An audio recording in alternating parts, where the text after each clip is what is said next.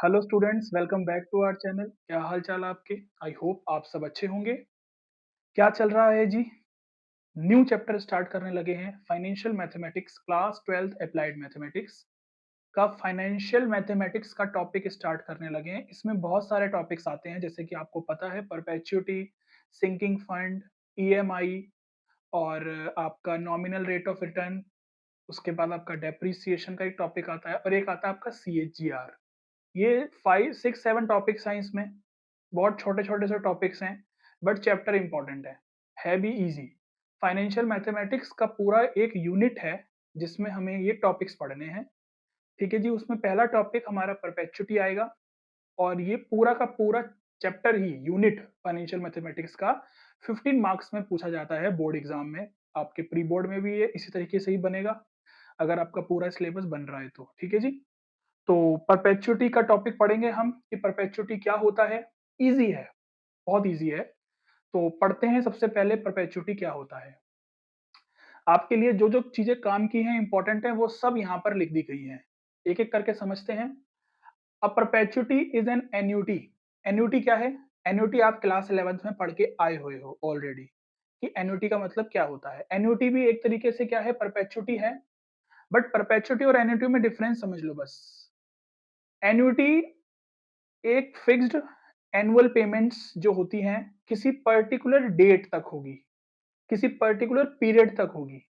But perpetuity क्या है, एक एन्युटी की तरह ही होती है और इसमें पेरियोडिक पेमेंट्स होती हैं जो कि बिगिन होती है एक फिक्स्ड डेट से।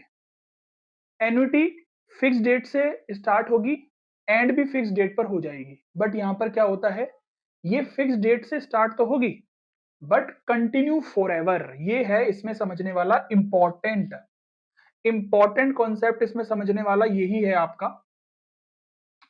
समझ लो ये चीज, ये जो लिखा है ना वर्ड कॉन्टिन्यू फॉर एवर, ये डेफिनेशन 1 मार्क्स में अगर पूछी जाए एमसीक्यू में ही पूछा जाएगा, लिखने के लिए तो आएगा नहीं आपके पास। कि परपेचुटी क्या है, एक एन्युटी है।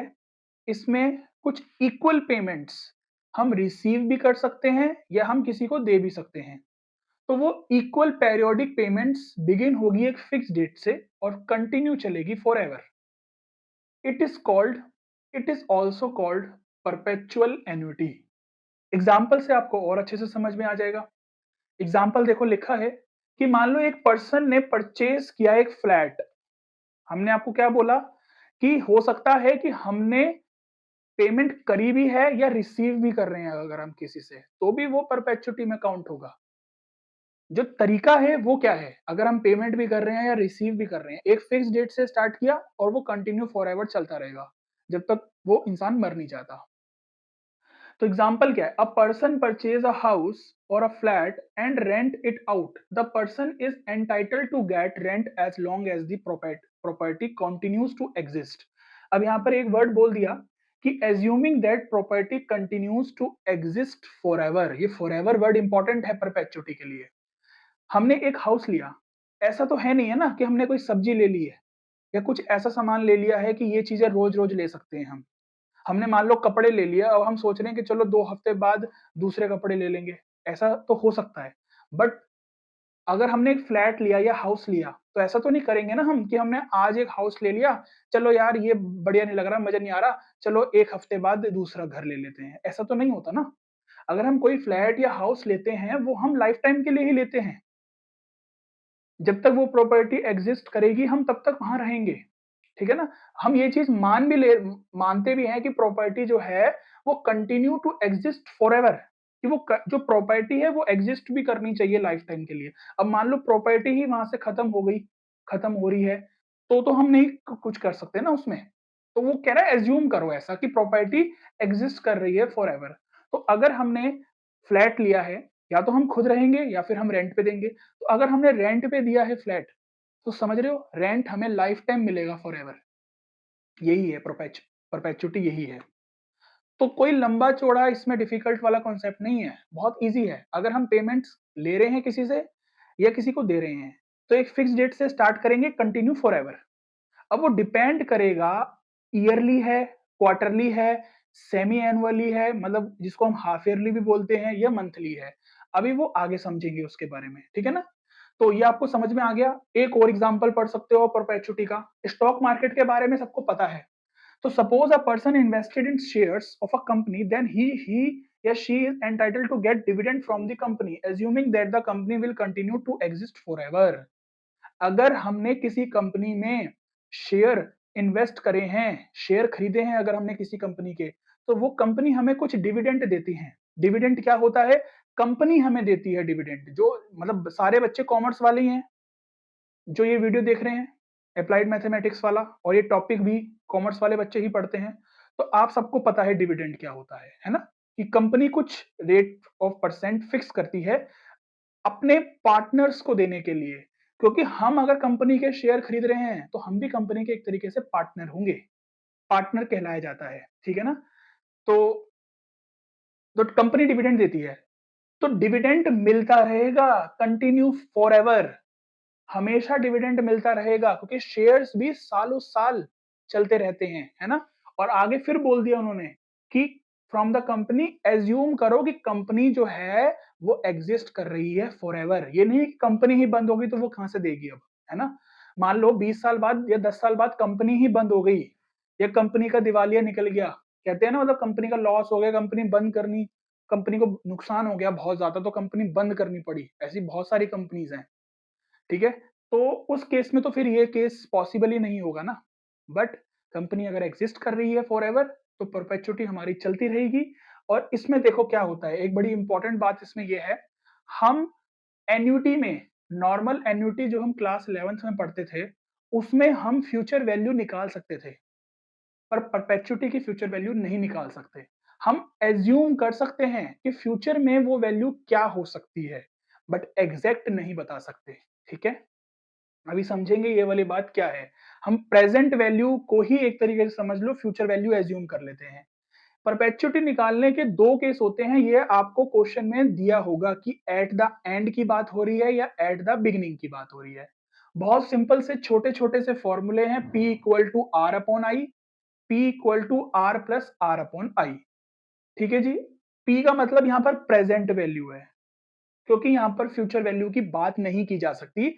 फ्यूचर में मिलने वाली वैल्यू को हम कहते हैं कि वो वैल्यू अब क्या है, तो वो वैल्यू प्रेजेंट वैल्यू, अब की बात हो रही है ना। फ्यूचर में तो हम नहीं बता, अब जो चीज कंटिन्यू फॉर एवर चल रही है तो उसमें हम फ्यूचर वैल्यू कैसे डिसाइड कर लें? नहीं डिसाइड कर सकते। तो हम प्रेजेंट वैल्यू को ही मान के चलते हैं कि ये हमें फ्यूचर में मिलने वाली वैल्यू हो सकती है, ठीक है ना। ऐसा हम फ्यूचर की वैल्यू एग्जैक्ट नहीं बता सकते इसमें, क्योंकि ये कंटिन्यू फॉर एवर होता है, चलता रहता है। आर का मतलब पेरियोडिक पेमेंट। पेरियोडिक पेमेंट का मतलब क्या होता है? इक्वल कि हमें कितनी पेमेंट्स मिल रही है हर महीने, या क्वार्टरली, या हाफ ईयरली, या ईयरली। वो क्वेश्चन पे डिपेंड करेगा कि क्वेश्चन में क्या बोला गया है, ठीक है जी। तो पेरियोडिक पेमेंट इक्वल लिखा है, ये भी गलती मत करना। पेरियोडिक पेमेंट होगी इक्वल, कि अगर मैं 2-2 हजार रुपए दे रहा हूं मंथली, या 2-2 हजार रुपए क्वार्टरली दे रहा हूं, तो वो 2-2 हजार ही रहेंगे, बदलेंगे नहीं। आई का मतलब इंटरेस्ट पर पीरियड।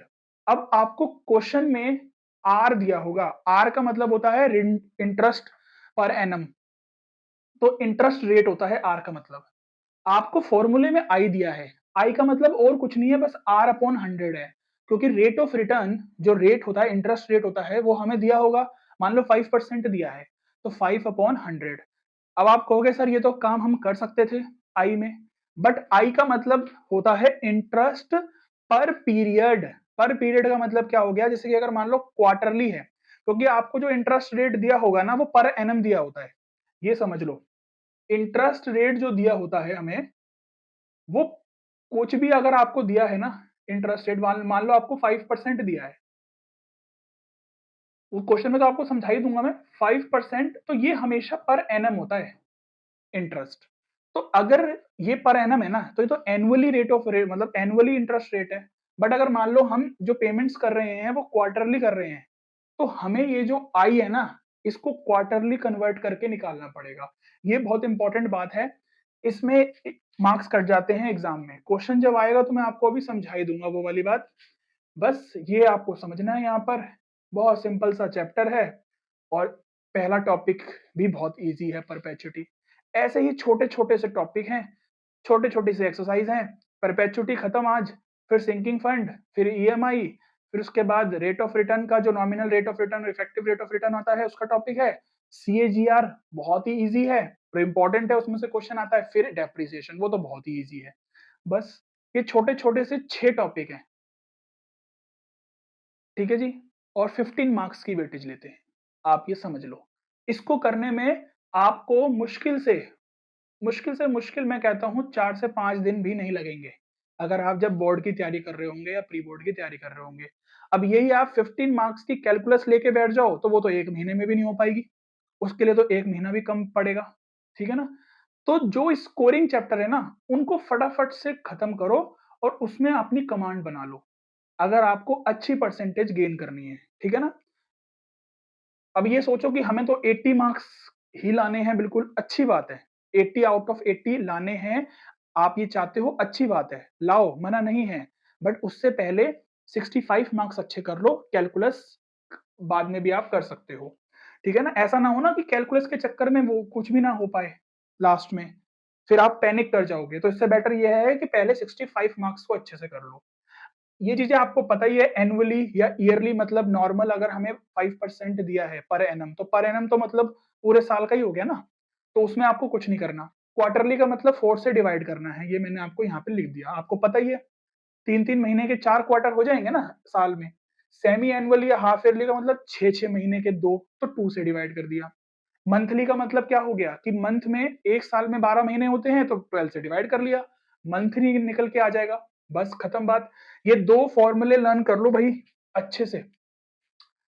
ये दो फॉर्मूले बहुत इंपॉर्टेंट है, दिमाग में बिठा लो, छाप लो, जो करना है कर लो। ये सिर्फ समझाने के लिए लिखा था, ये आपको कोई एग्जाम में पूछा नहीं जाएगा कि डेफिनेशन लिखो या कुछ भी है। सिर्फ याद रख लो कि कंटिन्यू फॉर एवर वाली टर्म परपेचुटी को डिफाइन करती है, बस। ठीक है जी? ये दो फॉर्मूले ले लूंगे। एट द एंड के लिए r upon i, at the beginning के लिए r plus are upon i. Direct आ जाओ क्वेश्चन पे, बस खत्म। इसमें यही था समझने वाला, और कुछ नहीं है। डायरेक्ट क्वेश्चन पे बात करेंगे हम। ठीक है जी? डायरेक्ट क्वेश्चन पर बात करेंगे अब। चलो तो, और अब यहां पर कैलकुलेशन थोड़ी डिफिकल्ट होंगी, ये आप मान लो। फाइनेंशियल मैथमेटिक्स का कोई भी टॉपिक करोगे, कोई भी टॉपिक करोगे, कैलकुलेशन डिफिकल्ट मिलेगी। आपको कैलकुलेशन के लिए पेन उठाना ही पड़ेगा। इसमें रैंडमली कैलकुलेशंस नहीं कर सकते, तो इस वजह से रफ कॉपी में कैलकुलेशंस करो, प्रैक्टिस बनाओ, स्पीड बनाओ। कैलकुलेटर की हेल्प मत लेना, हम कैलकुलेटर की हेल्प लेंगे अभी आपके सामने। क्यों? क्योंकि हम वीडियो बना रहे हैं आपके लिए, ठीक है ना? तो हम यहाँ पर आपको कैलकुलेशन नहीं सिखाएंगे, और ऑब्वियस है कैलकुलेशन में टाइम लगता है। हम कोई कंप्यूटर नहीं है, आप भी कोई कंप्यूटर नहीं हो, और हम भी कंप्यूटर नहीं है कि हम इतनी जल्दी कैलकुलेशन कर देंगे। तो कैलकुलेशन में टाइम लगता है, आई नो, बट कम से कम टाइम लगाओ। तो हम यहाँ पर वीडियो बना रहे हैं, तो हम कैलकुलेटर की हेल्प लेंगे, आप मत लेना, आपके फायदे के लिए ही बोल रहा हूं मैं, बाकी आपकी मर्जी है। चलो, फाइंड द प्रेजेंट वैल्यू। हर जगह आपको प्रेजेंट वैल्यू टर्म ही देगा, फ्यूचर वैल्यू की बात ही नहीं होती है परपेचुटी में। Present value of a perpetuity of rupees 900 payable. ये भी देख लेना क्या क्या निकालना है, क्या क्या गिवन है। ये पी की वैल्यू तो हमें निकालनी है, पी तो हमें निकालना है। आर का मतलब होता है पेरियोडिक पेमेंट्स, जो हम ईयरली कर रहे हैं, क्वार्टरली कर रहे हैं, 6 महीने के बाद कर रहे हैं, मंथली कर रहे हैं, जो भी है वो। ठीक है ना? यहाँ पर बोला गया है, देखो, at the end of each year, यानी कि हर साल में होती है। ये 900 की इक्वली पेमेंट्स होगी every year, if money is worth. अब ये जो है ना, ये आर, ये हमें आई नहीं दिया, ये गलती मत करना बस। यहाँ पर बच्चे गलती करते हैं कि ये आई को, वो आई को ले लेते हैं 5%, यहां गलती हो जाएगी। ये आई नहीं है, ये आर है। इंटरेस्ट रेट आर होता है, आई तो हम निकालेंगे यहाँ पर। ठीक है ना?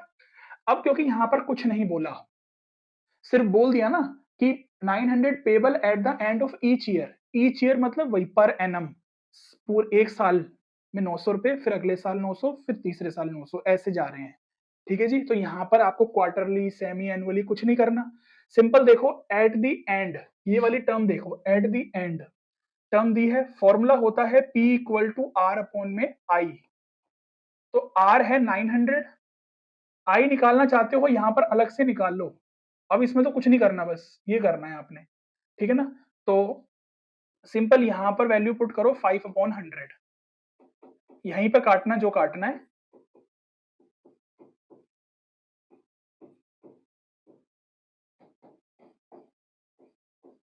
रुपीस। तो लास्ट में आंसर जरूर ऐसे लिख देना, थोड़ा सा अच्छा इंप्रेशन पड़ता है। Present value is ₹18,000। खत्म। देखो कितना इजी है, कुछ नहीं है ना, बस ऐसे छोटे छोटे से क्वेश्चन हैं। Find the present value of a perpetuity of ₹500। जल्दी जल्दी करेंगे, अब जिसमें टाइम लगाने की जरूरत है उस पर टाइम लगाएंगे। आर की वैल्यू 500 है, एट द एंड है, हाँ एट द एंड है। अब देखो यहाँ पर क्वेश्चन में डिफरेंस देखो, at the end of each quarter, eight the end of each quarter, देख रहे हो ना। और वहां पर लिखा था eight the end of each year, देख सकते हो आप, ईच ईयर की बात थी, यहाँ पर क्वार्टर की बात है। तो आर तो हमें दिया हुआ है कितना, 8% पर एनम। देखो ये पर एनम है, ठीक है ना। आपको ये आर जो है पर एनम ही दिया जाएगा। आई निकालोगे तो सबसे पहले तो आपने क्या करना है, क्वार्टर का मतलब 4 से डिवाइड कर दो, और परसेंटेज का साइन है तो 100 से यहां पर भी कर दो। तो सिंपल आप इसको करोगे तो 2 अपॉन में 100 आ गया। इतना ही रख के फॉर्मूले में पुट कर देना, फिर वहां कर लेना जो कैलकुलेशन करनी है। आई रखोगे 2 अपॉन 100, 100 जाएगा ऊपर, इसको कट करेंगे 50 आ गया। तो 25 1 2 3 30, लास्ट में आंसर लिख देना, प्रेजेंट वैल्यू इज दिस, वो आप लिख सकते हो इजीली। अब मैं हर क्वेश्चन में वो नहीं लिख के दिखा रहा आपको, ठीक है ना। इसमें भी प्रेजेंट वैल्यू है, बिगिनिंग बोल दिया और बोल दिया एवरी 6 मंथ। ओके, पी की वैल्यू ही निकालनी है आपको। सारे केस जो एग्जाम में पूछे जा सकते हैं वो सब यहाँ पर बना के दिए गए हैं आपको, इससे ऊपर तो क्या ही क्वेश्चन बनेगा। 6% देखो पर एनम है ये भी, है ना। अब ये क्वेश्चन अगर आए तो 1 मार्क्स में ही पूछे जा सकते हैं यार, है ना, छोटे छोटे से क्वेश्चन हैं। बट क्वेश्चंस बहुत बन सकते हैं, वैरायटी बहुत बन सकती है क्वेश्चन की। 6 अपॉन में, अब देखो यहाँ पर ये बोला है at the beginning of every 6 months, यहाँ पे 6 से डिवाइड मत कर देना। एवरी 6 मंथ्स का मतलब क्या हो गया, 6 महीने और फिर 6 महीने, ऐसी 6 महीने के गैप में पेमेंट्स जा रही हैं 300 रुपीज। तो एक साल में बात कर रहे हैं हम, तो 6 महीने यानी कि 2 बार पेमेंट करी गई, तो 2 से डिवाइड कर देंगे, ठीक है जी। इंटरेस्ट रेट भी, क्योंकि जो इंटरेस्ट का रेट था वो पर एनम था, वो पूरे साल का था, तो हमने हाफ कर दिया वो भी, और परसेंटेज का साइन भी आ जाएगा यहाँ पर, तो ये कट के 3/100 हो गया। समझ गए होंगे आप, बहुत बेसिक सी बातें हैं, बट यहाँ पर बस फॉर्मूला चेंज होगा आपका, R plus are upon I. R का मतलब ये दे रखी है आपको वैल्यू, यहाँ पर भी दे रखी है वैल्यू। आई मतलब यहाँ पर 3 अपॉन 100 करूंगा तो वो ऊपर चला जाएगा 100, इसको करूंगा 100 आ जाएगा। तो यहाँ से 300 प्लस में 10,000, तो इसका मतलब ये आ गया आपका 10,300। ठीक है जी, आ गई आपको ये कहानी समझ में। तो प्रेजेंट वैल्यू आ गई आपकी 10,300। अब देखो यहाँ पर बिगिनिंग का मतलब क्या है, बिगिनिंग का मतलब कुछ नहीं है, पेमेंट या तो हम स्टार्टिंग में ही ले रहे हैं या फिर लास्ट में। जैसे कि अगर मान लो हमने रेंट पे दिया है तो हम एडवांस में ले रहे हैं, बिगिनिंग में ही, फर्स्ट मंथ में ही, मतलब फर्स्ट मंथ कह दो, फर्स्ट डेट ऑफ मंथ कह दो, मंथ की पहली तारीख को ही बिगिनिंग में ही ले रहे हैं। एंड का मतलब या फिर लास्ट में ले रहे हैं, साल के लास्ट में ले रहे हैं, महीने के लास्ट में ले रहे हैं, अगर क्वार्टरली है तो क्वार्टरली के जो लास्ट में डेट बन रही है तब ले रहे हैं। बस ये मतलब है बिगिनिंग और एंड का, और कोई मतलब नहीं है इसका, ठीक है ना। हाँ, वैल्यू अलग अलग आ जाएगी आपकी, एंड और बिगिनिंग में अलग अलग केस बनेंगे। तो अगर वही है कि प्रेजेंट वैल्यू निकालनी है हमें, आर यहाँ पर है आपका 18,000, ठीक है 18,000 है, बड़ी अमाउंट है। एट द एंड है, आर दिया हुआ है हमें, कितना दिया हुआ, आर 8% है पर एनम। अच्छा यहाँ पर 6 मंथ ही बोला गया है बट एट द एंड है, okay.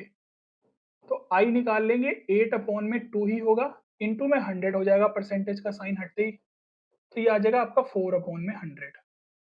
Normal at the and बोला है तो फॉर्मूला क्या है, आर अपॉन आई। कितना सिंपल फॉर्मूला है, कोई डिफिकल्ट भी नहीं है। 18,000 अपॉन में 4 अपॉन में 100 करूंगा तो मैं 100 ऊपर ले जाऊंगा। इसको सॉल्व कर लेते हैं, इसको सॉल्व करो, ये आ जाएगा आपका 9,000, ये आ जाएगा आपका 2, इसको इससे कट करोगे आ जाएगा 4500। तो 4500 इंटू में 100, तो ये आ जाएगी आपकी वैल्यू जो कि हमसे पूछी गई है, प्रेजेंट वैल्यू।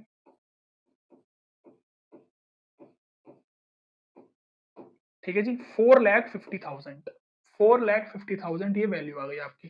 क्लियर है, बहुत इजी है क्वेश्चंस। ये क्वेश्चन है आपका 5th कि what amount is received eight the end of every 6 months forever. यहाँ पर अब क्या है, केस बदल गया। पहली बात तो अब तक हम पे कर रहे थे, अब हम रिसीव कर रहे हैं, बट उसमें कोई बात नहीं है। अगर हम रिसीव कर रहे हैं तो हम कितनी अमाउंट रिसीव कर रहे हैं, एवरी 6 मंथ, हर 6 महीने के बाद कितनी अमाउंट रिसीव कर रहे हैं, ये तो हमें नहीं पता ना। इक्वल अमाउंट ही होती है जो होती है, बट वो हमें नहीं पता इस बार। तो इस बार हमें आर नहीं पता है, तो इसका मतलब जो ये होगा वो हमें क्या होगा, पी ही होगा, प्रेजेंट वैल्यू गिवन है। ठीक है ना, एक्चुअल में ये मिसप्रिंट है, यहाँ पर ये रुपीज था, ये 72,000 है। आर यहाँ पर आपको दिया गया है 8%, 8% दिया हुआ है पर एनम। तो आई निकालोगे तो 6 मंथ बोला है, तो इसका मतलब 2 से डिवाइड करना पड़ेगा, 6 से मत कर देना, वो चीज मैं आपको समझा चुका हूं। तो 4 अपॉन में 100 एट द एंड है क्या, हाँ जी एट द एंड है। देखो ध्यान से फॉर्मूला लगाओ, पी की वैल्यू इस बार गिवन है हमें 72,000, आर हमें निकालना है, आई क्या हो जाएगा 4 अपॉन 100, तो 4 अपॉन 100 वो 100 ऊपर चला जाएगा, ये 20 से 20 कट हो जाएगी, तो यहाँ से सिंपल आर की वैल्यू आ जाएगी 720 इंटू में 4, क्रॉस मल्टीप्लाई हो गई, तो आर की वैल्यू आ जाएगी आपकी कितनी, 720 इंटू में 4, तो 2880 रुपीज में। ठीक है ना, ये सिंबल जरूर लगा के आना बोर्ड में, एग्जाम मतलब मार्क्स कट सकते हैं इसके। तो इतनी अमाउंट हमें रिसीव होगी at the end of every 6 months. Simple सी बात है, इस बार आर निकालना था।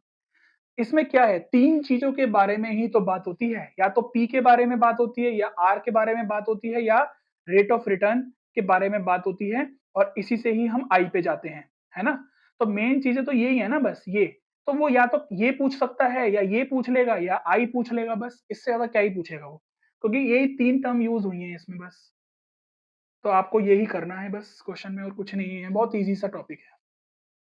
अब देखो यहाँ पर क्या है, at what rate of interest, अब इंटरेस्ट का रेट पूछ लिया। Will the present value of a perpetuity of rupees 300, इस बार देखो पी की वैल्यू 300 है, सॉरी पी की वैल्यू नहीं है, पी की वैल्यू तो 24,000 है।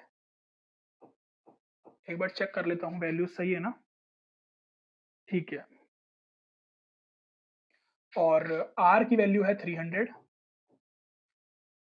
ठीक है ना। Eight the end of each quarter, quarter का केस है और एट द एंड का केस है, ठीक है, ये हमें बात समझ में आ गई। हमें आर नहीं पता, वही हमें फाइंड करना है, ठीक है ना, यही हमें क्या करना है, फाइंड करना है। तो आओ सिंपल देखते हैं क्या कहानी है।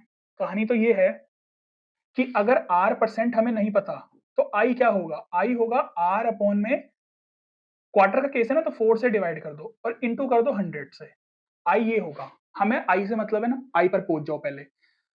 यहाँ पर परसेंटेज नहीं पता, ठीक है, परसेंटेज नहीं पता तो हमने ये काम कर दिया। हमें यहाँ पर आर, आर कोई तो लिखते हैं हम यहाँ पर आई निकालने के लिए, क्योंकि क्वार्टर का केस है तो 4 से डिवाइड कर देंगे और इनटू में 100 परसेंटेज हटा के, सिंपल सी बात है। फॉर्मूला लगाओ, एट द एंड का फॉर्मूला है, बस वो लगा दो। पी की वैल्यू क्या है 24,000, आर भी पता है 300, आई पता है आर अपॉन में 400। यहां से देखो इसको ऊपर लेके जाते हैं, नॉर्मल रखते हैं कैलकुलेशन को, तो 300 इंटू में 400 अपॉन में आर, इसकी मल्टीप्लाई यहां कर देते हैं, तो आर इधर चला गया, ये इसके नीचे आ गया, ठीक है ना। तो सिंपल सी है बात, वैसे तो आप वैसे भी कट कर सकते हो इसको, डायरेक्ट भी यहाँ से भी कट कर सकते हो, ये कट गया और ये इससे कट गया, ठीक है जी। आर की वैल्यू आपकी आ गई 120/24। जब आप इसको सॉल्व करोगे तो आपका सिंपल आंसर आ जाएगा 5%, और यही आपका फाइनल आंसर है। इसमें कुछ नहीं करना कि 4 से मल्टीप्लाई कर दोगे, ये जो आपका इंटरेस्ट रेट निकल के आएगा ना, यही आपका फाइनल आंसर है। जो निकल के आया, क्योंकि जो हमने करना था वो हमने यहाँ कर दिया। ये जो आर निकल के आया है ये पर एनम ही है, ये जो 5% निकल के आया ये पर एनम है, ठीक है ना, क्वार्टर नहीं है, क्योंकि मैंने यहाँ पर क्वार्टरली के हिसाब से सॉल्व कर दिया था उसको चेंज करके। यहाँ जो मैंने आर रखा है वो तो पर एनम वाला ही रखा था ना, तो यहाँ से जो आर निकल के आया है वो पर एनम ही निकल के आया है। क्लियर है, इतनी बात क्लियर रखना अपने माइंड में, कंफ्यूज मत हो जाना, ठीक है ना। कैलकुलेशन समझ लेना अपने हिसाब से, जैसे आपको इजी लगता है वैसे कर लेना। ये इंटरेस्ट रेट 5% पर एनम है, क्लियर है। A man wants to deposit a lump sum amount so that an annual scholarship of rupees 3000 is paid. ठीक है, इंटरेस्ट रेट भी दे रखा है हमें, पूछा क्या है, calculate the lump sum amount required if this scholarship is to start at the end of this year and continue forever. ठीक है, स्कॉलरशिप भी जो है ना बहुत अच्छा एग्जाम्पल होता है परपेचुटी का, समझ लेना आप इस स्टेटमेंट से कि हमें कितनी लमसम अमाउंट रिक्वायर्ड होगी फ्यूचर में, तो उसका हम अभी से ही जो कर रहे हैं ना, गेस लगा रहे हैं कि क्या हो सकती है। तो हमें एक्चुअल में पी निकालना है, प्रेजेंट वैल्यू, वही हमारी फ्यूचर वैल्यू का काम कर लेती है। यहाँ पर आर क्या है, अगर मैं 3000 रुपीज पे करूं, डिपॉजिट करता रहूं, कब डिपॉजिट करता रहूं, अपनी स्कॉलरशिप के लिए, is to start at the end of this year, मतलब हर ईयर के एंड में 3000 रुपीज डिपॉजिट करूं और उसको डिपॉजिट करूं कंटिन्यू फॉर एवर। तो मुझे लास्ट में मिलने वाली जो अमाउंट होगी वो क्या होगी, वो पता करना है। रेट, इंटरेस्ट रेट हमें दिया हुआ है 5%, वही है पर एनम। क्लियर है इतनी बात। अच्छा, ऐसा कुछ बोला है यहाँ पर कि क्वार्टरली है या कुछ है, नहीं है, at the end of this year. तो at the end of this year, ये तो बहुत ही ईजी हो गया, फिर तो क्वेश्चन ही बस इतना बड़ा बनाया है कुछ नहीं इसमें।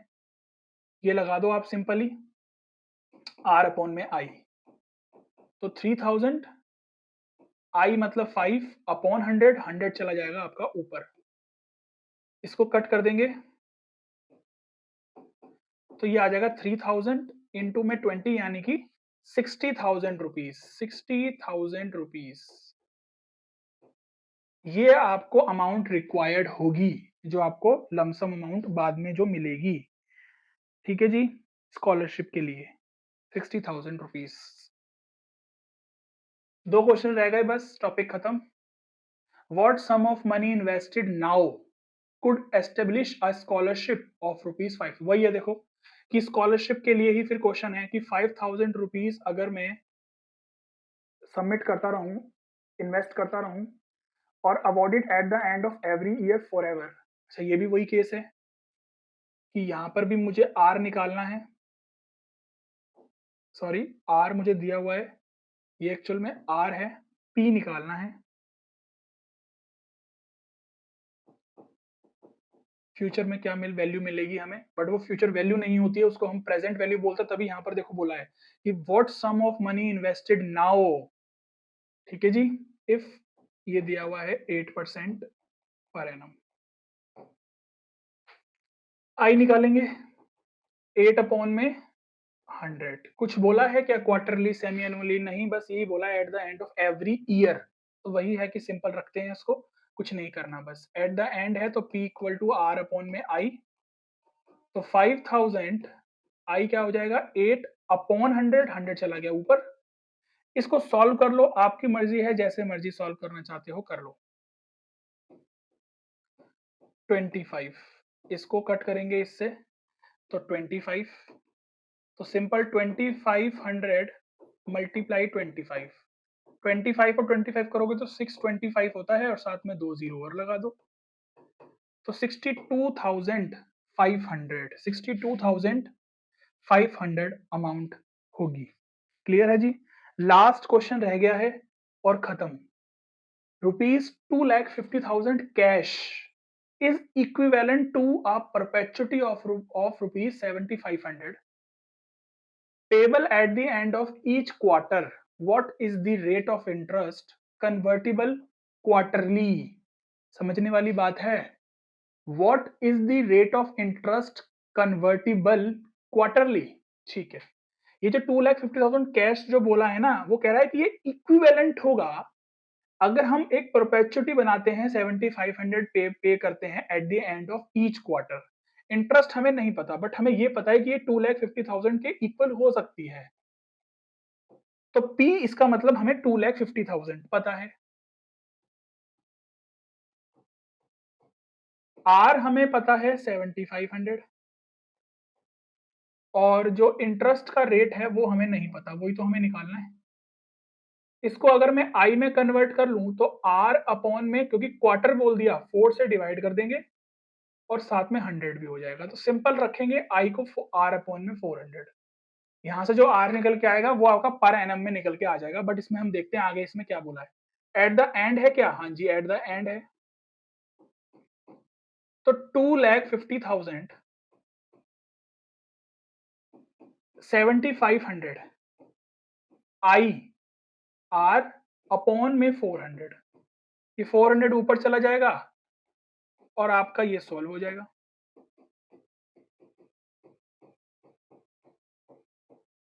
अपॉन में R, तो R इक्वल टू ये पूरा इसके नीचे जाएगा ना, सॉरी उल्टा बोल दिया मैंने, ये नीचे आ जाएगा और R इधर चला जाएगा, तो 7,500 इंटू 400 अपॉन में 250। ठीक है जी, जीरो कट करते हैं, दो इससे दो इससे दो इससे, क्लियर है। और क्या कट हो रहा है? हाँ ये कट हो रहा है सिंपल, 25 से 75 कट करेंगे 3 आता है, तो R की वैल्यू निकल के आ जाएगी 4 3 जा 12। अब ये 4 3 जा 12% जो निकल के आया है आपका, तो ये जो R निकल के आया ये हमारा परसेंटेज में तो था, यहाँ पर हम जो रखते हैं वैल्यू R की, ठीक है ना, तो 12%। अब ये है पर एनम, ये पर एनम है, तो यहां से R की वैल्यू आपकी निकल के आ गई 12% पर एनम, और हमेशा जो इंटरेस्ट रेट हमें दिया होता है वो पर एनम होता है, और उसका आंसर भी हम पर एनम ही छोड़ते हैं, ठीक है ना। यहाँ पर जो आंसर हमारा निकल के आएगा वो हमारा परसेंटेज में ही निकल के आएगा, क्योंकि हमने R को R परसेंटेज ही मान के कर रहे हैं हम, ठीक है ना, क्योंकि हमने यहाँ पर R की वैल्यू यहाँ पर 0 0 रख दी थी, R अपॉन 100 करके रख दिया था, ठीक है ना, तो वो परसेंटेज का साइन यहाँ पर ऑलरेडी आ चुका है, आपको इंटू 100% नहीं करना अब यहाँ पर, या तो आपकी मर्जी है आप यहाँ पर 100 से डिवाइड मत करो, फिर जो आंसर आपका बनेगा उसकी मल्टीप्लाई आप लास्ट में 100% से कर देना, तो आपका आंसर आ जाएगा। अगर आपने यहाँ पर परसेंटेज को चेंज कर दिया है, ठीक है ना, ये हटा मतलब 100 लगा दिया आपने नीचे, तो आपका आंसर ये परसेंटेज में ही निकल के आएगा, आपको अलग से कुछ नहीं करना है, ठीक है ना। ये वाली बात समझ लेना, क्योंकि हमने यहाँ पर R% ही लेट किया है, जो इंटरेस्ट रेट है परसेंटेज में ही मान के कर रहे हैं हम, तो आंसर भी जो हमारा निकल के आएगा R वो परसेंटेज में ही निकल के आएगा। क्लियर है, इतनी सी बात, सिंपल रखे हैं क्वेश्चंस को, डिफिकल्ट नहीं बनाया है। बाकी आपको जिस तरीके से ज्यादा बेटर इजी लगता है आप कर लेना, सबसे इजी तरीका यही है इसको समझने का और करने का, क्योंकि ये डिफिकल्ट तो है ही नहीं ना कि इसको कोई अलग अलग तरीके से आप कर सकते हो, यही पैटर्न है, यही फॉलो होगा हर क्वेश्चन में, बस या तो P पूछेगा या R पूछेगा या I पूछेगा, ठीक है ना। I का मतलब वो I नहीं पूछ रहा, वो इंटरेस्ट रेट पूछ रहा है, जो पर एनम वाला R पूछेगा वो आपसे, तो वो आपको कैसे फाइंड करना है आप देख सकते हो इस क्वेश्चन में। तो ये टॉपिक खत्म, ये वीडियो खत्म, छोटी सी वीडियो थी, छोटा सा टॉपिक था, खत्म। नेक्स्ट टॉपिक बहुत जल्दी आ जाएगा, फाइनेंशियल मैथमेटिक्स पर ही बना देंगे फटाफट से वीडियोस अब, है ना। इसको खत्म कर लेते हैं पहले, क्योंकि वेटेज ज्यादा लेगा, टॉपिक इजी है, छोटे छोटे से हैं, जल्दी हो जाएंगे, और है 15 मार्क्स का पूरा टॉपिक। चलो तो फिर वीडियो अच्छी लगी हो तो लाइक शेयर सब्सक्राइब जरूर कर देना, कमेंट कर देना, जो भी आपको अच्छा लगा हो, हमारा पढ़ाया हुआ या हमारी बातें, जो भी आपको अच्छा लगता हो कमेंट करके जरूर बता देना। मिलेंगे फिर आपसे नेक्स्ट वीडियो में, good luck, take care, bye bye.